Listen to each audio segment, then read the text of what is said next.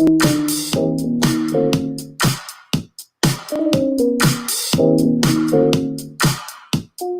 right.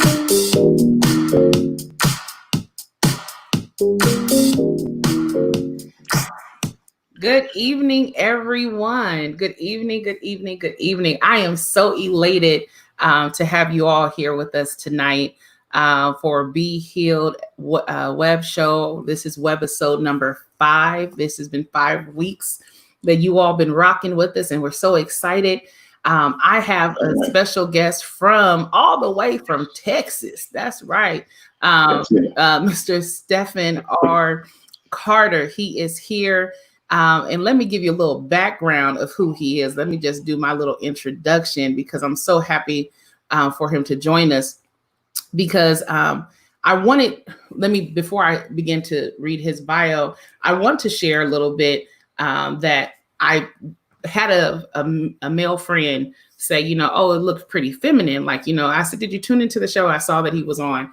And he was just like, it seems kind of girly. And I was like, wait, no, Be Healed is for everyone. I would love to have men on this show. I would love for people to understand that having conversations, doing the work, being healed, or telling about your process of healing, your journey in healing, is not limited to a gender. It is for all. It is absolutely for all. So our focus for today, Mr. Stephen R. Carter, he's going to share with us in regard healing from the first heartbreak. So hopefully we got some fellas tuned in for today. I'm excited.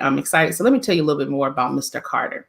So Mr. Carter describes himself as a Christian, a Black man, a father, a husband, the mortgage professional, and post-secondary education strategist.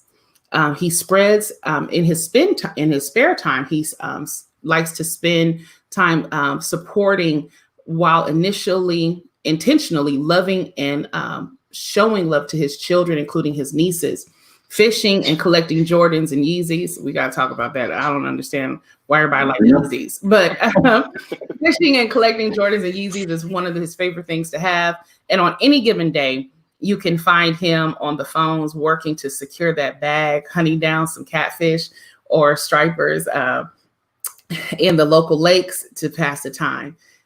He has lived his God-willed mistakes and triumphs and loves watching his prayers unfold through his many processes. His hope for tonight is that he continues to live a life according to God's will without ever becoming arrogant, hello, somebody, religious, or puffed up, so that he can always remain touchable, tangible, and present this dope message of why Jesus did what he did against his own will for our salvation. I'm ready to dive right in. So I'm just gonna go ahead and say, Dr. Carter. I'm just gonna go ahead and put it like that, Dr. Carter. Okay. Thank you for joining us on tonight. Thank you for having me. Absolutely. Just when the topic, healing from the first heartbreak, what made you want to share that? Initially, when you reached out, we were talking about healing as a whole and, a man's perspective on healing. And I think I made a comment in the sense of it's a lot of men, especially Black men, running around here thinking they are healed and they're really not. Women tend to be, Black sisters especially, tend to be far more resilient when it comes to emotional trauma than men are. Okay. What we do is we go through a heartbreak at an early age and we compartmentalize it. We deal with it the way we know how because we're not taught the healing process at a young age. We're not taught how to talk about this girl who just broke our heart or our mama who broke our heart. Right. We're taught to be men, suck it up and keep it pushing. Right.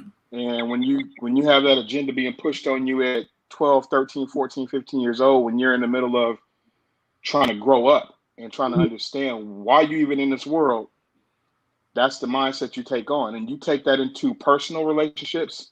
You take that into business relationships. You take that into academic relationships. Yeah. You take on the mindset of let me keep it to myself and let me just deal with it accordingly. So tonight I really wanted to talk about healing from the first heartbreak because a lot of you sisters out there that's dealing with these black men that got some of these issues, these behavioral issues that you might want to call it. It's not that they got a behavioral issue, it's that they ain't healed from the first heartbreak. They haven't, as Bishop Jakes once said, they haven't divorced the divorce. They haven't gotten away from what it was. They haven't accepted it. And I'm actually a product of that. So that's kind of why I want to touch on my journey, not every man's journey, but my journey in healing from the first heartbreak to this day, where I'm actually newly married. So that's why I thought I'd bring it up. Awesome. Well, I'm there. You've already said a few things that make me, I'm like, well, let's talk about that. Let's kind of rest in that place. So let's just dive into to your journey. And so let's just start here. Who had the nerve to break your heart, Dr. Carter? Who did that? Who was the unfortunate person that did that to you? So there's kind of two different people in my childhood that I feel I broke my heart. One is dear and close and personal to me, and one was my first, as you want to call it, puppy love. Okay. The first one was my mom. Mm-hmm. And I'm going to use my mom and I'm going to put myself next to that. And there's a reason why, because I don't want to put all the blame on her. I grew up in Compton, California during the crack era. Mm-hmm. And, a lot of families were affected by what was going on in the neighborhoods. A lot of good parents, otherwise intelligent college graduate parents, got turned out on that rock. And my mother and my dad was one of them, unfortunately. God bless her soul. She's resting in heaven. And my dad is still trucking. He's been sober for nearly 20-some years now. So I'm thankful for him and the relationship with him. But I saw things that I probably wasn't supposed to see as a kid growing up, going through that. Mm-hmm. And at first, I thought it was normal. I hope my mom don't slap me from my grave. But I thought it was normal to wake up seeing the woman that I love more than anything in the world turning tricks in front of me in the projects in the Imperial Courts. I thought it was normal to wake up out of my sleep or walk into a room and she got a crack pipe in her mouth because all my homies and my friends, they mamas was doing it. So we thought it was normal. It wasn't until I was put into a group home in the suburbs in Laverne, California, and, sent to a public school that I saw there was another side of life. Yeah. And that's when I became curious. I started watching everything. I started asking a lot of questions.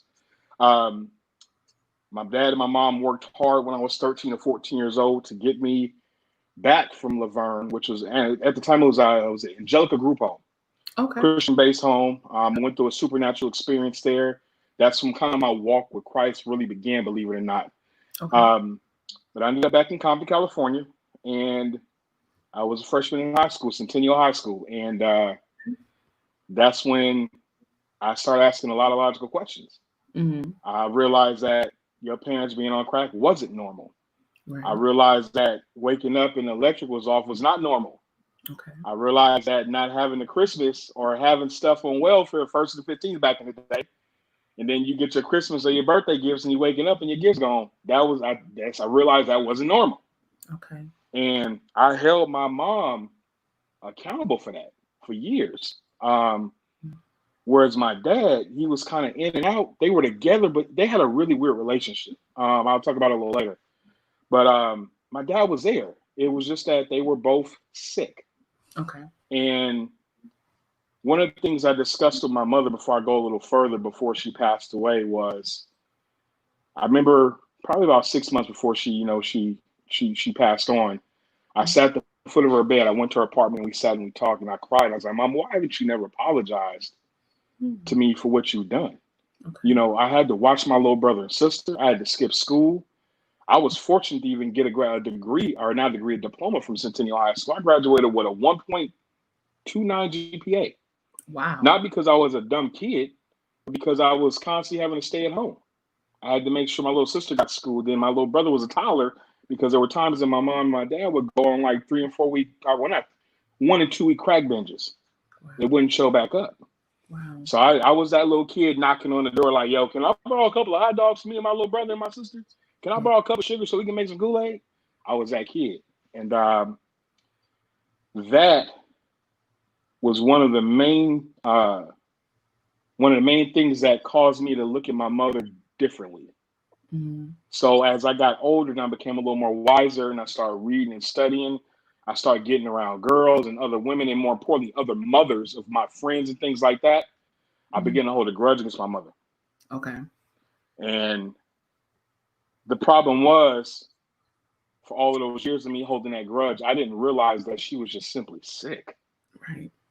She didn't know what was going on. My mother told me something that was cold-blooded. She told me right before she passed, I'm like, why did y'all spend 17 years of my life smoking crack? One thing she said to me, she says, because I was always chasing my first high. She goes, when you hit that first time, you're trying to get that second, that high again, from that very first time. Right. That spanned the whole 17 years of my childhood. Right. Same thing with my dad. So there's a lot of things I don't want to go into because again, my dad's still alive. You probably gonna kick my butt if you hear this.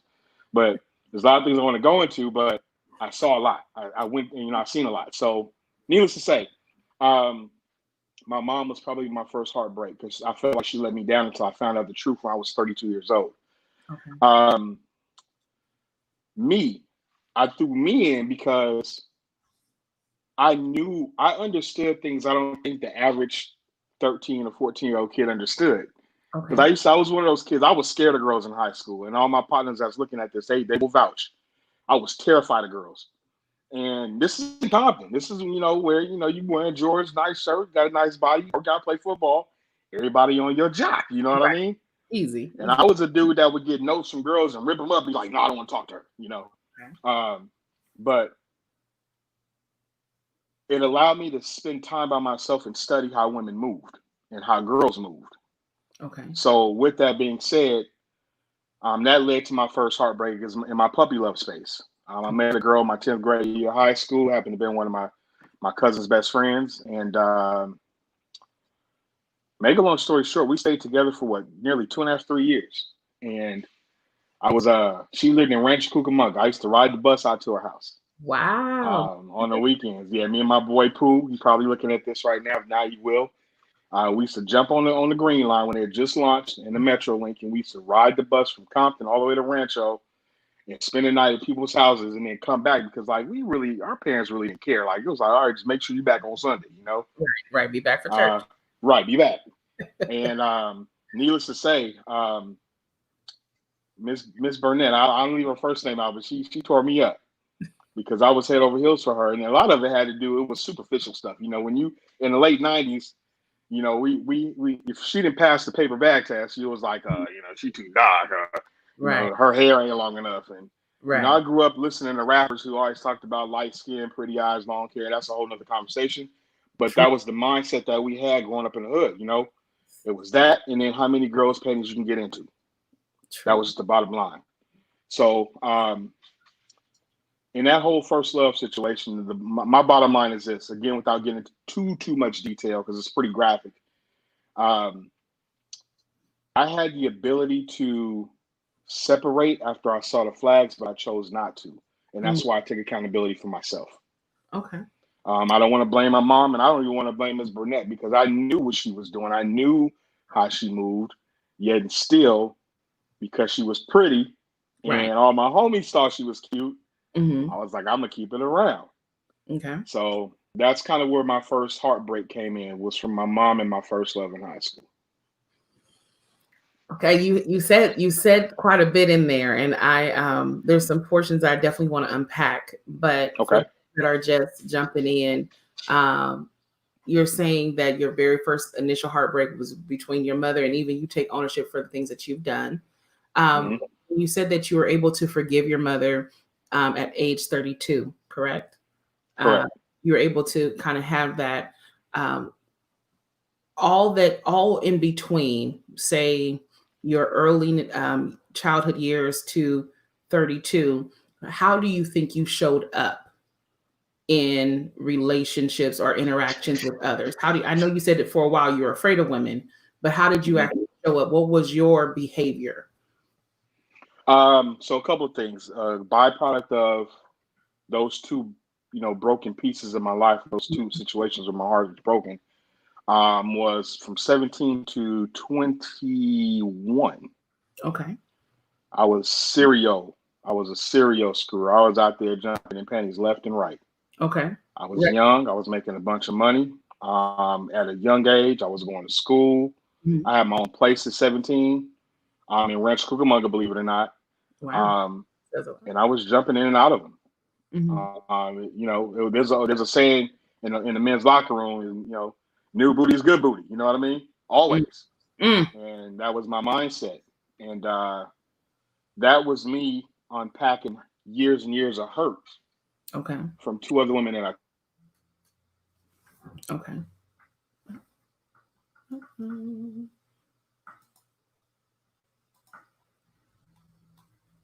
Make sure it's not. You there? Yeah, I had it froze on my side. Can you hear me though? Uh-oh. Oh, you there? Okay, I can hear you. Can you hear me? Okay, it's me. One second. Okay.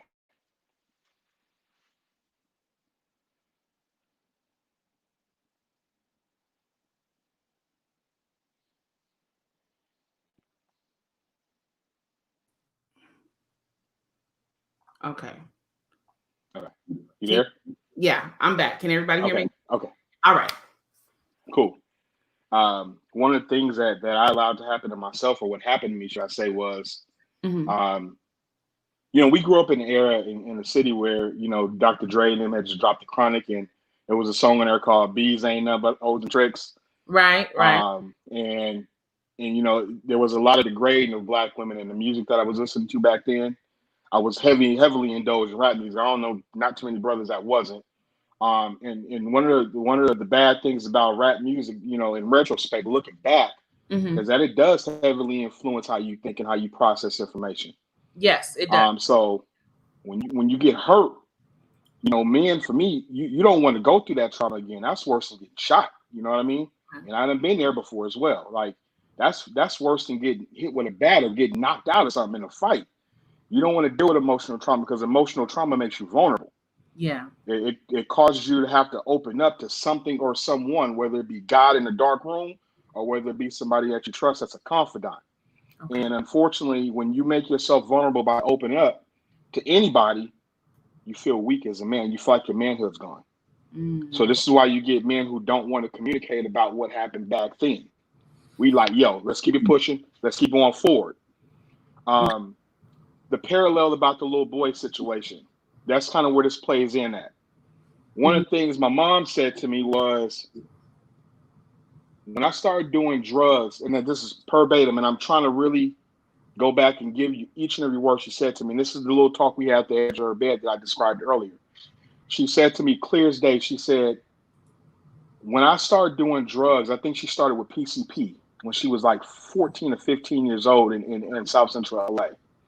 Wow. She said, when I started at 15 and stopped at 37, my maturity level stopped at 15. Right. I kept growing physically, but I stopped there. And I didn't start growing again until I was 37. Right. So when you hear men say things like, it's a little boy in me, what they're saying is that emotional trauma stopped their emotional growth when that heartbreak took place. Okay. Does that make sense? It does, so but I want to pause right there though. Okay.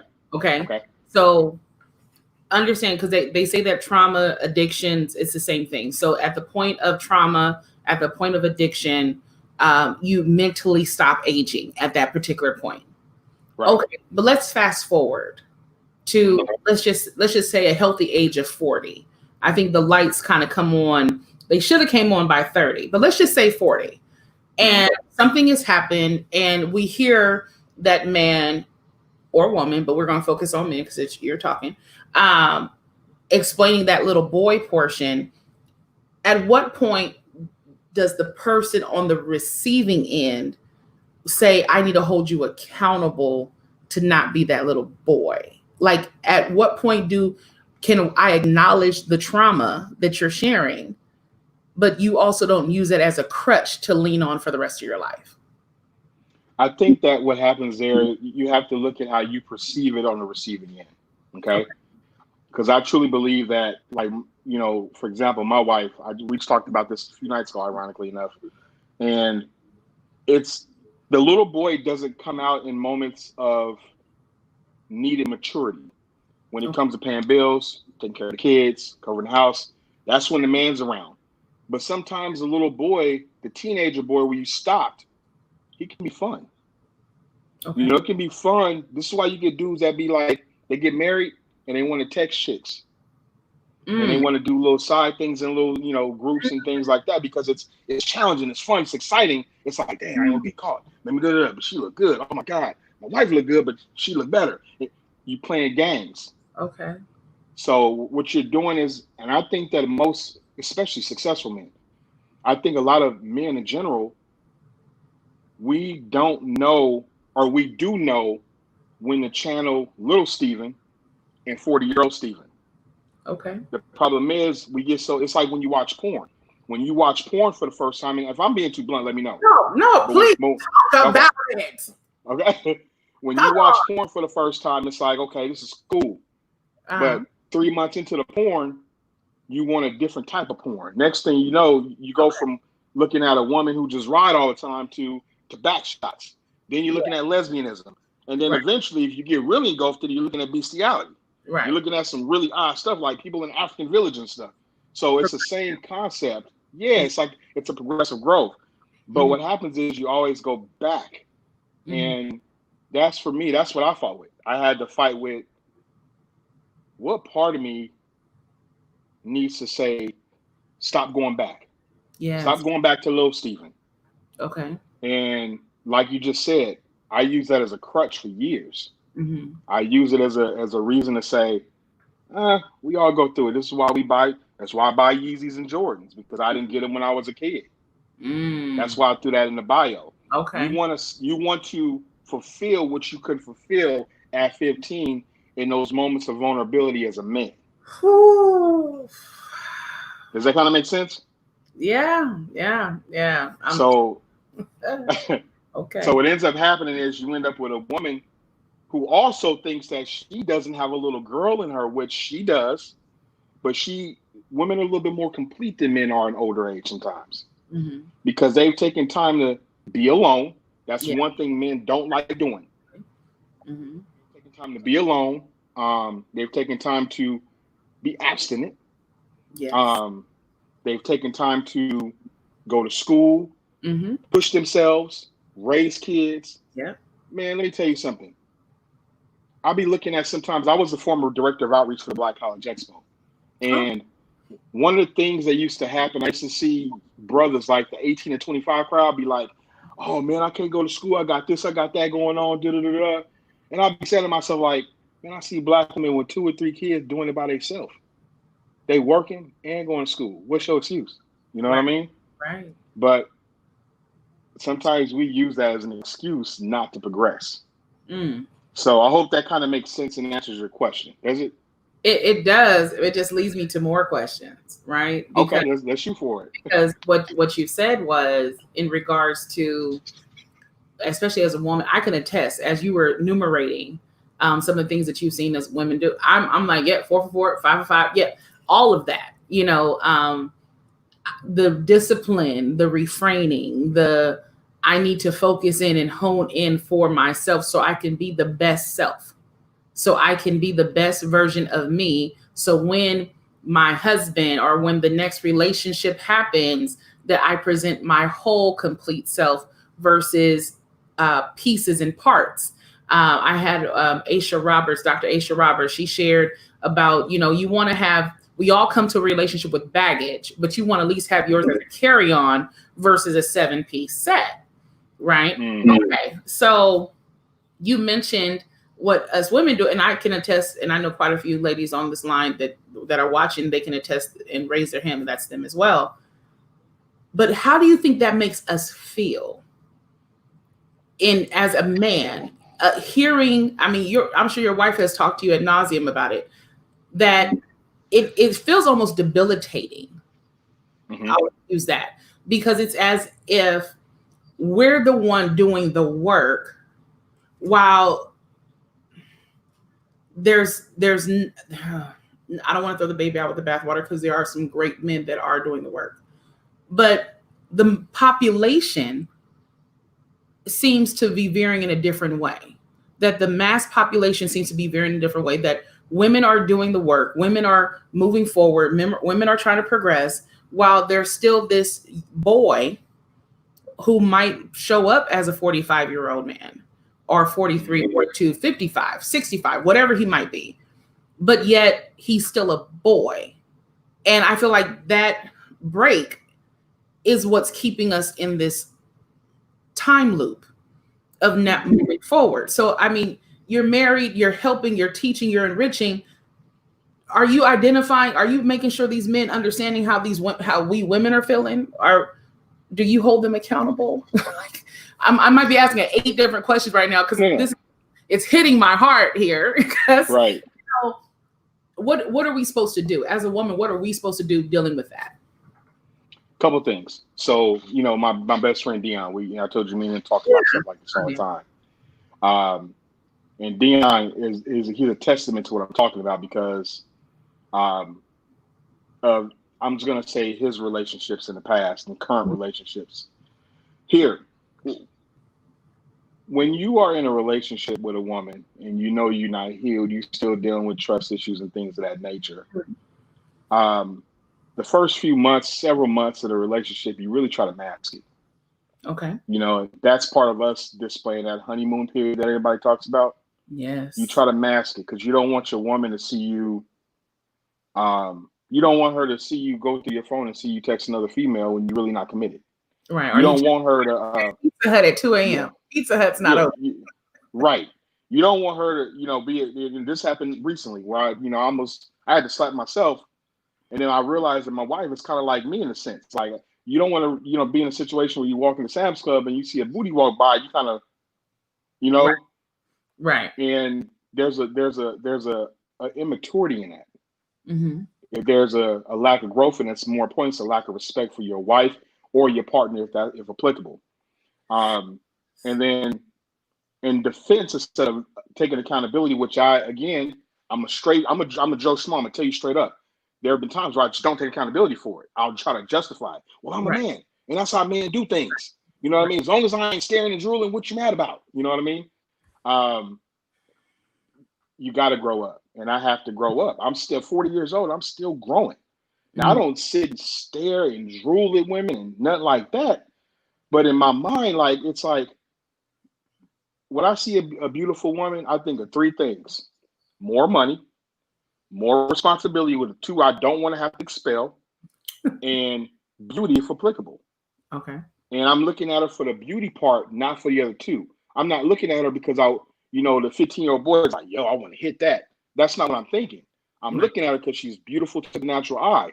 And then I've gotten to a point now where I look at my wife and be like, babe, check her out. Am I tripping or is she a baddie? She'll be like, yeah, she nice. Okay. And to offset that, what I'll do is when I see a handsome guy in front of my wife, I'll be like, babe, what you think about dude? He's a handsome looking dude. Because I ain't with that lifestyle. Right. But what I'm trying to do is show her that, hey, you know what? I'm imperfect in this area. Work with me until I can be, tunnel minded with you. Right. So I think at the end of the day, we think about how you guys feel. If you love your wife and you love your girl, you're gonna really consider how she feels. However, if you just kind of in it because you like, whatever, I'm just kind of holding her tight, just in case, because I know she love me and she ain't gonna go nowhere, or because I know I can just, put the pipe in her and she's straight, she ain't going nowhere, she love to be. Guess what? I'm gonna give her this much opposed to what I can give her at this level. Okay. So what I'm saying to you is this. Essentially, you don't consider your woman's feelings unless you really, really care about her. Okay. And I'm gonna bounce this back on the ladies. I think this plays a big part in how you really observe men when you start dating them.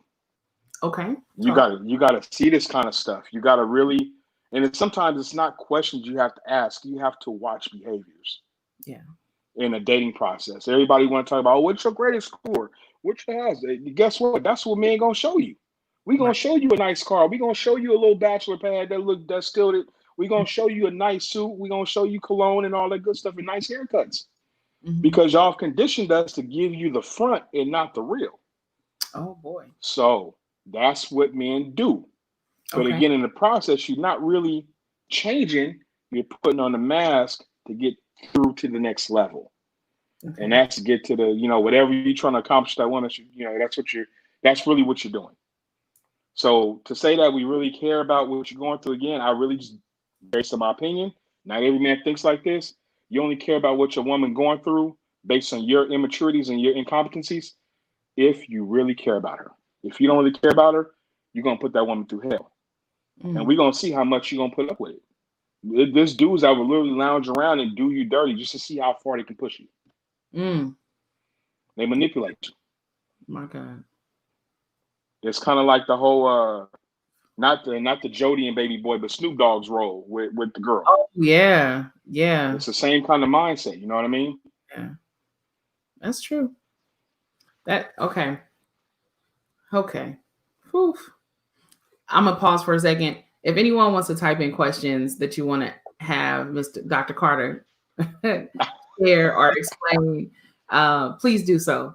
Okay. So one of the questions that I have here, and you kind of touched on it regarding what are some of the signs or behaviors a man can self-inspect to see if they are yet wounded. I kind of want to just that one. What are some, so if there's some gentlemen watching this, and preferably there are some gentlemen that are watching this, that they can kind of do a personal inventory and assessment of where they're at to see if maybe they're still hurt and wounded from that initial heartbreak. What are some signs there? Okay, so let's talk about me, because again, I can't speak on behalf of any other man. Indecisiveness in the relationship.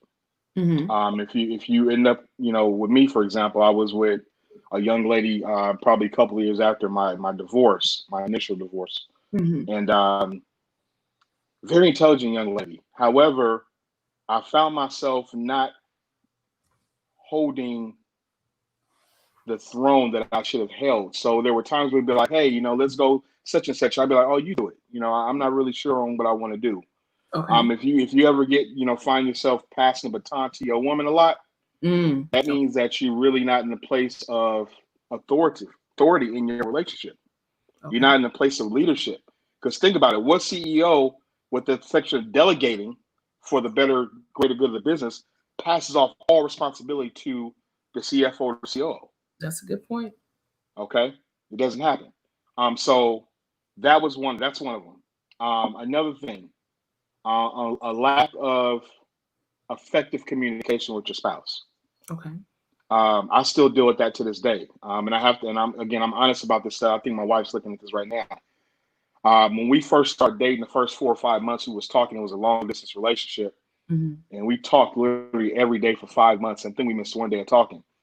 And then when we got together finally, I noticed that I stopped talking about everything.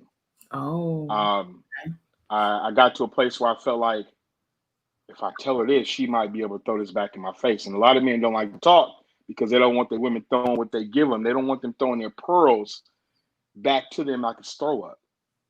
So what happens in a relationship, especially with sisters and brothers, like we get to a place where it's like, I'm not going to tell you what's really on my mind for you to have an attitude for the next 2 weeks. No way, Jose. Not happening. So for lack of effective communication, that's a sign. Another thing that you're going to look at for yourself is your sexual health with your woman. Okay. For me personally, there have been times where I've been with women in the past where if I'm, and again, I'm fornicating or whatever, cutting up, doing stupid, being stupid. If you're thinking about somebody that broke your heart doing sex, or you still looking at old pictures of your ex after sex or before or during sex sometimes, depending on, your level of freakiness is or whatever it may be. If you're trying to put her in positions that her body's not capable of, being put in, those sexual incompetencies, those things that can really hurt her if she found out, that's something that you have to inspect as a man. Because a lot of times we be dealing with, bad sexual health and lack of sexual discipline because of molestations and things that happened in the past. Molestations, being felt on by grown men, and it happened to us too. Right. That's another thing we can talk about at a later time, because it's a double standard in the neighborhood when a little boy gets molested by a 40-year-old woman, and Right. vice versa. It's like a crown of glory for us, but when a girl gets it, it's like, oh, he's going to jail. We raping him, we killing Right. him. Right. You know what I mean? They call it entanglements when it's the other way around. Right. Yeah. Right. So that's another thing. If a guy this is an internal examination, by the way. If he's dealing with unhealthy sexual habits with his wife, got to figure out how to get that done. You got to go back to the root of it too, because the Bible teaches us that we need to go back to the root of things and upgrade the root and cast it out into the sea. Yes. And that, doing all that digging, that's what's hard for a lot of us men.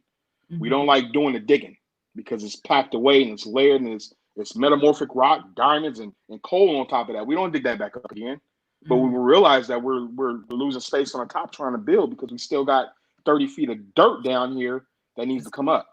Yeah. So, and I think the fourth thing, and again, this is just for me, there are times where even in my marriage now, sometimes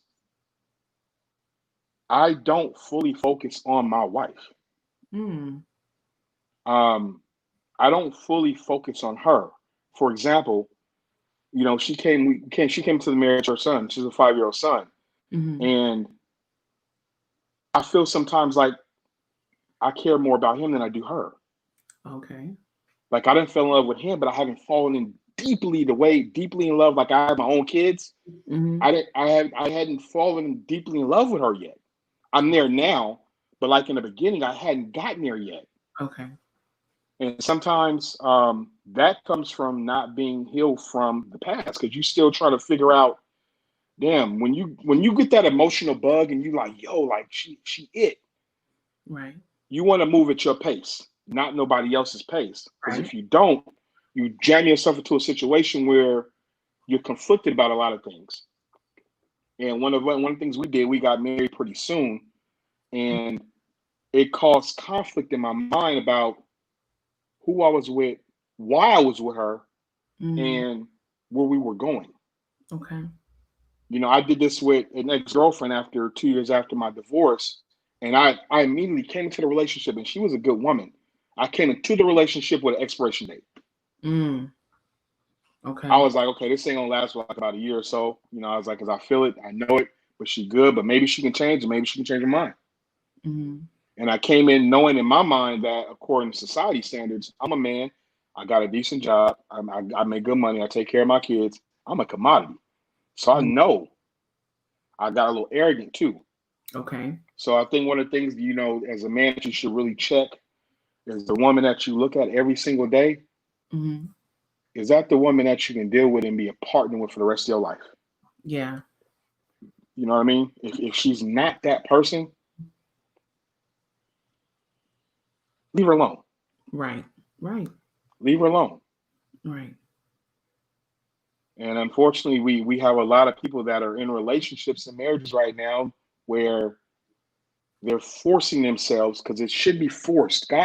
He don't force his love on us. He does They're not. forcing themselves to care about and love who they're with, because they don't want to be alone. And that's where all of this healing starts on both the male and the female side of the spectrum. It starts with solitude. Jesus, if you look through the Gospels, Jesus, whenever he dealt with people, there were times when Jesus would disappear. Boom. And where would he go? By himself, across the lake, away from the disciples, on the hill, and was here. Yeah. And unfortunately, a lot of us don't like being alone. And even when we say we are single, we still got somebody coming through 2 or 3 o'clock in the morning breaking our backs. Oh, Lord. Jesus. Another conversation, but oh man. I mean, that's it's huge, because when you mention about not being alone, I'll speak to a family member. He's deceased now. God rest his soul. But growing up, he was the only boy, and his mother really babied him, gave him the world, from what I'm told, and never really held him accountable. So he made some children, including, my father, right? He made some children along the way, and he made a lot of mistakes along the way. And great man, love my grandfather, love him.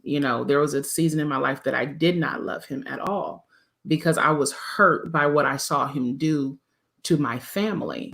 Like I was carrying the weight of my grandmother and my aunt and uncles and father on me, and I wasn't even alive when all this happened. But I know that he wasn't good alone. And I think about that because he died at 91, I believe he was, and not wanting to be alone. I mean, would make poor decisions because he didn't want to be alone. And I remember at some point in my own life, and I guess it's because I pretty much have always been alone outside of being with family, lived on my own, live on my own now. I think alone is just my solitude. Let me say this. My solitude is just where I've been and I've rested in, that I see the benefits and the advantages of being alone. But I think for men, it is definitely different. Now, I have female friends who jump from relationships like a bingo. They get out of one to call another number, bingo, like they're just jumping. I understand the leapfrog approach, but I do think it's more found in men because I see more men in that respect exhibiting that behavior. So how can a man, after you've given the 4 things to look through, just from your take, right, to introspectively review how they deal with their thoughts and affections towards their woman. If you feel like you're wasting time or it's not going to go anywhere, don't even commit to it. Just bow out gracefully. You mentioned about making sure they identify their habits, their sexual habits, and what's happening, making sure they're responding properly. I know you mentioned about, I call it selfishness, when you're looking at having my way.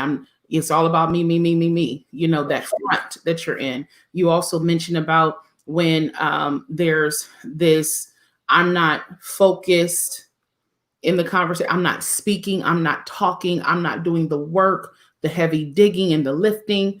For them to look at that, what can you tell a man to encourage him that if he's in that process of solitude, to stay in that place until he's whole?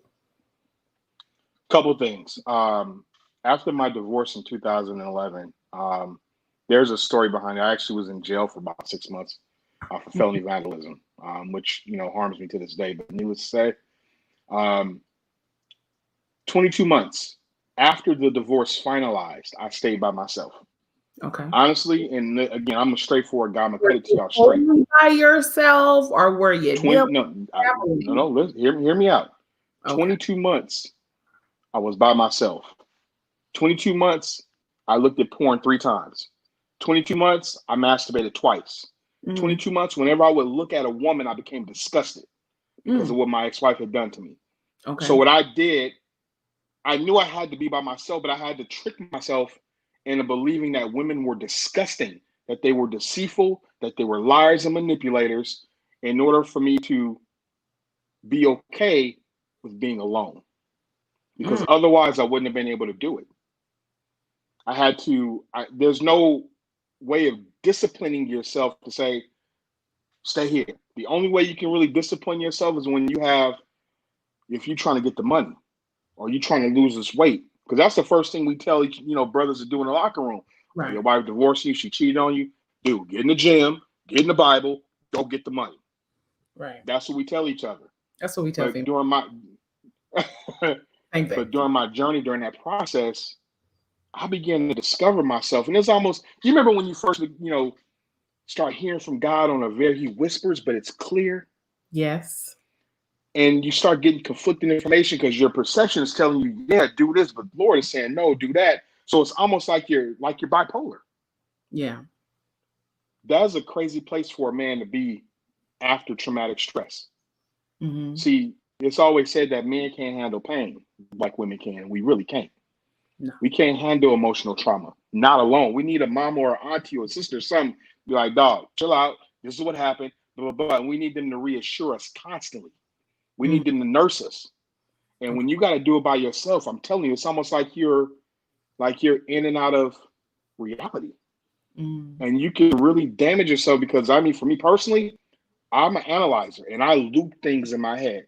So something that should take 30 days to leave me, it'll take a year. Because now I'm replaying this loop. It's like a song. Like I hear a song, I don't even have to try to listen to the lyrics. And I'll remember the song within about a couple of days. I can read a book and remember 75% of the book that I read. It's just something that's in me. And I keep looping information pieces. And that's what I did in my journey of my aloneness. I had to fight stopping. I had to press the stop button from looping. And that was hard to do. Number one. Number two, the biggest thing that I had to do is I had to get rid of all of the images of my ex-wife. I had to get rid of the pictures and the phones. I had to literally stop seeing my daughters because two of my daughters look just like her. And I didn't say, I'm not saying I cut my daughters off for 2 years, but that's another reason why some brothers, especially when they was in love with their ex-wife, why they cut the kids off too. Because when you look at them little girls or that little boy and they look like your wife, you still connected. And it's hard to heal when you got to look at a kid that looked like her that you was living in the house with for a bunch of years. Right. That's it's hard to process healing. So I had to put space in between me and my kids so that I could focus on me and being and I had to put gold on the broken pieces so that it can kind of mend together. Okay. And at that point, when I found out who I was, what I bring to the table, that it really wasn't me that was the problem. Because that's another thing. Sometimes we blame ourselves for years for a bad divorce or a bad breakup. We blame ourselves. And sometimes God is telling you, no, it wasn't you, bro. It was them. And I need to get you out of the way while I work on them. That's not your fault. And for me, that 2-year period, that was critical. I came out of that not so much happy, but content with who Stephen Carter was. I was able to go back into my childhood and say, Mom's was sick, yo. Like, she really didn't know what she was doing. There was really no manual on why she did what she did. Kiana was only 16 years old when she did that to me. She was a baby. She didn't know no better. Right. And then one of the things that got me, the most important thing that happened in that 2-year period, and I don't want to go into detail about it because it's going to bring me to tears, was that the Lord came to me and said, you sitting here blaming everybody else for what happened in this situation or that situation. Look at what you did. Right. I want you to look at where you messed up at. Right. And one of the things, a lot of guys like to use King David in justification for their wrongdoings and whatnot. Tell me about it. One of the things that you can look through 1st, 2nd Samuel and 1st, 2nd Chronicles and see what David never did is he never repeated the same mistake twice. Right. That's true. He did a little bit of everything and he never went back and did the same thing over and over again. Right. So with that all being said, use David if you want to, but use him in the right context. But that's one of the things, again, that you need to really examine when you're alone as a man. You got to examine. Then you start looking at how you treat women, how you see women. Do you see women as partners? Do you see them as just a piece of booty? Do you see them as a trophy? Do you see them as somebody that you can get money with? You got to find out what a woman's purpose in your life is for. Right. Because a lot of us think it's just, oh, she here to help take care of the kids. We get money together and, and I can get booty whenever I want it. Because that's why I initially got married. I thought, when you get married at 21, I ain't got to go to hell no more because that's what the church was teaching me. And guess what? I'm going to get unlimited booty. As soon as we got married, she was like, skirt. Wait a minute. I'm 21. I can't be doing this every night. Right. So, needless to say, you got to find out why your partner is important to you, whoever she is. Yeah. That's and good. You find that out in solitude. And the most important thing again is the relationship with God. Like your relationship with God, when you by yourself, God is like low-key nursing you, especially when you opening up that word every day. Yeah. He's nursing you through it. You don't need no woman to tell you. You don't need no mama. You need no auntie, no uncles. You need no homeboys. God is telling you in his word like, yo, listen, Joseph went through this. He was thrown into a cistern by his own brothers. Yeah. He was so, and then the Bible even says that when he was thrown into the tank, they were sitting there eating. He could smell the food from where they were eating at. Right. How cold is that? Right. And one of the things that Joseph did that was amazing to me that no one ever talks about is he learned how to manage his emotions alone through his trials. Yeah. He didn't have nobody sitting there telling him, Joseph, don't do this. Joseph, don't do that. This is how you do this. God helped him to manage his own emotions. And that's what a lot of men, we don't do after we go through a heartbreak. We don't want to manage our emotions. That's too feminine for us. Mm-hmm. Absolutely. So I think those are some of the things that men can really, really hone in on during that alone time, and stop jumping from woman to woman thinking that new booty is going to validate your manhood, because it's really not. New booty is not going to validate your manhood. It's not going to make you feel better. In fact, for me personally, when I tried to call myself being a love hoe, I felt like I was less of a man oftentimes when I was dealing with them women in between times. Yeah. So hope that kind of answered the question. Sorry it was so long. It does. No, because a couple of things that you hit on, because some people will listen to this in part. And so someone will say, well, he said that, well, I heard him say, I need somebody to reassure me and talk to me. But you also said when you get into a relationship with the Lord, he takes that place. He becomes that supreme voice that gets you where you need to go. Someone might say, I heard him say, that it's okay for me to look at somebody else, that I ain't perfect. Well, you also said there's ways that you need to make sure you're respectful of your partner and your spouse, respecting yourself and others. So one of the things I want to hit on that you shared in regards to to Joseph and David, when one of the things that you called out is making sure you don't, if you're going to quote David, quote him in context and not repeat the same thing. But one of the things that you mentioned with Joseph, how he processed his own emotions. When you mentioned that you had to kind of step away a little bit, withdraw yourself from your children in those 3 years, what was the conversation with your daughters to prepare them for that? Or did you prepare them? And how has your relationship been since I would say your conversion to where you are now? Okay, so a couple of things that happened. Number one, you got to understand, I raised my daughters. Okay, I was there for the majority of their lives up until this day. And I've always been hailed as like this amazing dad, not only by my kids, but of course, even to this day by my ex-wife. This amazing dad she's never had, blah, blah, blah. Needless to say, one of the things that happened was, again, I couldn't disassociate my girls from their mom. So what I would do is, opposed to going to go see them, it was a phone call. Gotcha. Okay. It was a lot of phone calls. When I could have just jumped on a bus when I got out of jail, I could have just jumped on the bus and went and seen them. But I didn't want to be around her because I didn't want to keep looping the hurt. Right. Because it would have made me angry. Because I was in at that place, anger, that post-traumatic has its stages. You have they tripping, they'll come back. They don't come back, then you get angry. Then you get vindictive. Then you get like, okay, I want to kill them. And then next thing you know, then you finally go through a healing phase where it's like, okay, I've accepted it. I've gotten insight on it. My self-esteem is getting back. And now let me give that trauma meaning. That's one of the things, again, that I learned through the 2-year process. But with my daughters, it was just phone calls. Mm-hmm. I couldn't be in their presence. I couldn't even smell my daughters because they smelled like her household. Right. That's how deep it was. Yeah. And I knew that if I didn't take that time alone, I wouldn't have been nothing for them today. Okay. That's my bottom line. And a lot of people have questioned. I see it on social media all the time. People are like, yo, why we go through a divorce and next thing you know, the man lead a woman by the kids by themselves? Well, because they still haven't processed the pain from the divorce yet. Right. They haven't healed from it. And it's not that you're intentionally leaving your children behind. It's not that you're a weak man. It's that you need a break to try to refocus and regroup so that you can be a better father. Because I told my ex-wife years ago when this all happened, because I spent like 7 years trying to go back home. We went through a ringer for almost 9 years. I'll talk about that later. But I told her, do you know the hardest thing in the world for me to do as a full-time father?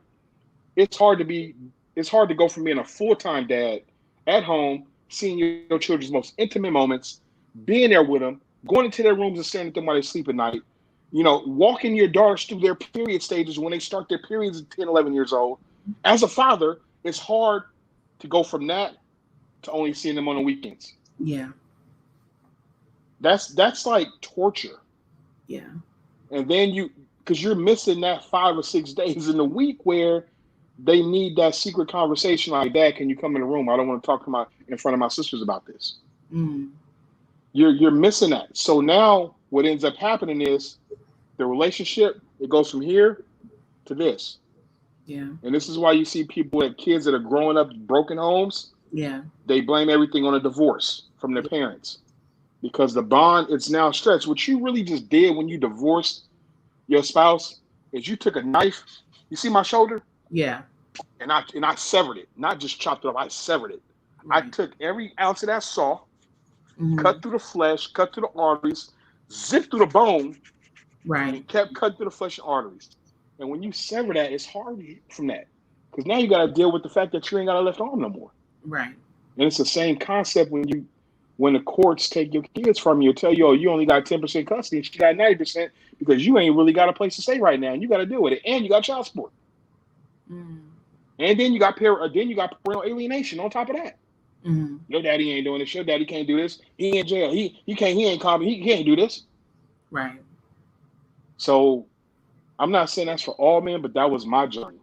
Right. And I knew that if I did not take that time to myself, today I would be a wreck. We wouldn't be having this conversation right now. That's fair.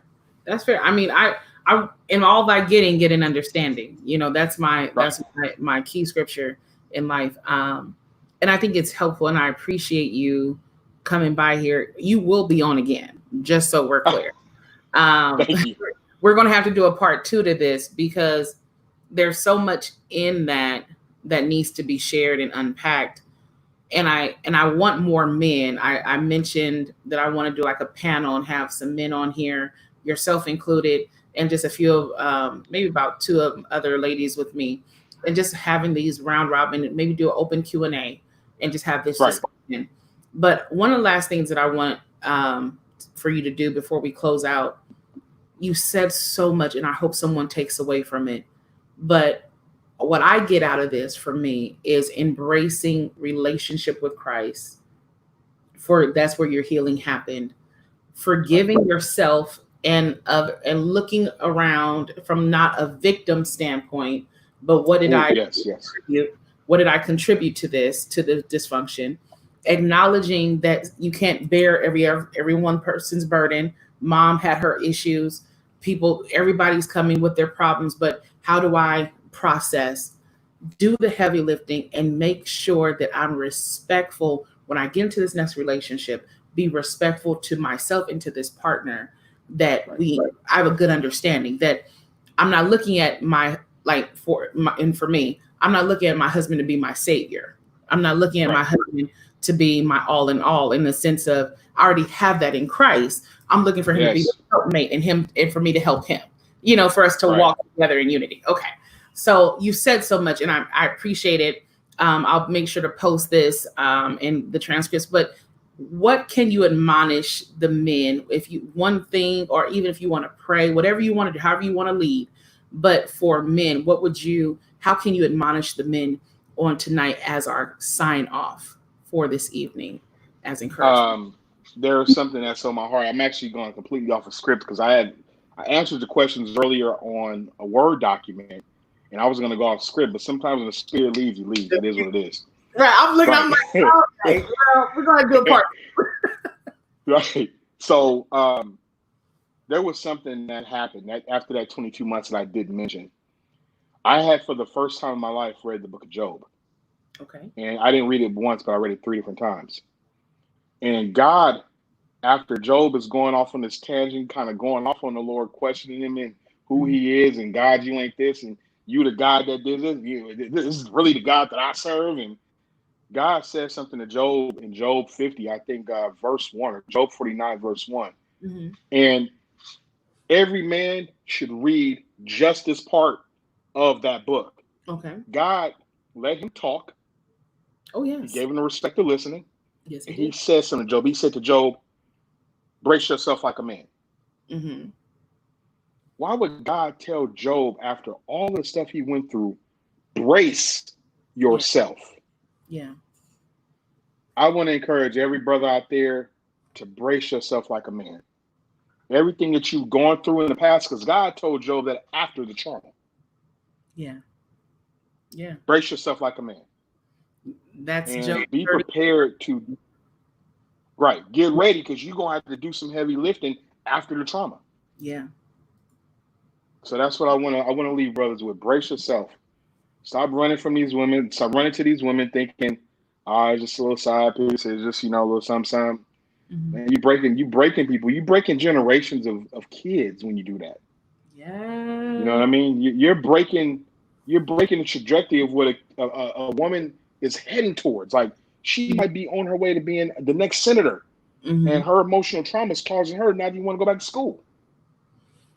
Like, you're breaking people. You're breaking what God has put in place. So you are liable when you go jump into bed with these women trying to heal yourself through their booty. So I want to leave them with that. Brace yourself like a man, and hopefully we can, get onto the second piece and further on the line. I'm like, should we just go on or overdrive? Okay. Okay. Job 38 verse 3, where he says, "Now gird up your loins like a man, and I will ask you, and you instruct me." Yes. And I just want to make sure everyone has that. But generations that you as men, you as people, yes, but dominion and authority given to men. Okay. Right. According to the Bible that I read. Right. You impact generations. I'm confident. Generations. If Abraham knew taking Sarah's advice with Hagar was going to cause some 3,000, 4,000 years later, gas prices to be $4.55 and students be fighting each other. And man, I'm just saying, might have put that in differently. But impacting generations, my God. Thank you, Dr. Carter. Okay, just let you. Thank you. Call you that. Thanks for having me, sis. Thank you. I appreciate you. Have you on again, and thank you for everyone who tuned in. Because again, Be Healed Webshow is for all people, not just women, not just men. I'm talking about young adults, children, teenagers, etc. It is so important that we share our healing journey. And the common denominator for everyone who's been on this show so far, it's been God throughout. It's God who gives it. It's He that gives the healing. So thank you so much for tuning in. God bless you. God bless Sister Carter and beautiful family. We'll have you on very soon for part 2. That's our time. Enjoy. Be blessed. We thank you. We thank you. We thank you. Have a good night.